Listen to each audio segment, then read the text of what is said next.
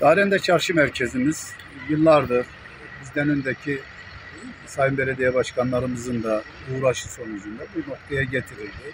Ve bugün de alınan kararla Çevre Şehircilik Bakanlığımız çarşının yenilenmesi, rezerv alan ilan edilmesiyle ilgili gerekli çalışmaları bitirip artık yıkım bittikten sonra bugün de kazmayı vurdular.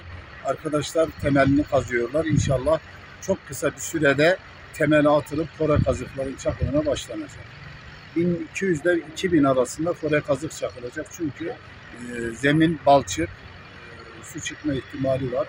Bunun önünü kesmek için fore kazıkla komple donatıp 20 metreye kadar zemini indirecekler ve kayalık 20 metrede, yani 21-20 o civarda bulundu.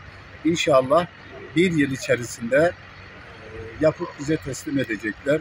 Biraz zorlu bir süreçten geçeceğiz ama inşallah bir yıl sonra Darende'miz nezih, müreffeh, daha kullanışlı, daha güzel bir çarşıya kavuşmuş olacak. Üst katta 300 metrekarelik konferans salonumuz var Darende'ye ait. Çünkü Darende'mizde böyle bir salon yoktu. Kafeteryalarımız var, lokantalarımız var. Yani Darende tamamen güzelleşip nezih bir çarşıya inşallah önümüzdeki yıl bu aylarda kavuşmuş olacak. Darende'nin şu an bana sorulursa en büyük ihtiyaçlarının bir tanesi otopark. Şu anda görüyorsunuz araç bırakılacak yer yok şehirde. Bu şehre ciddi bir nefes aldıracak. Tabii biz bu arada geçici otoparklar yaptık.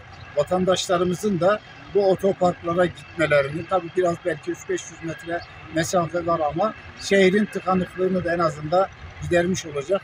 Bura hayata geçtiğinde otopark sorunu da bitmiş olacak Darende'de.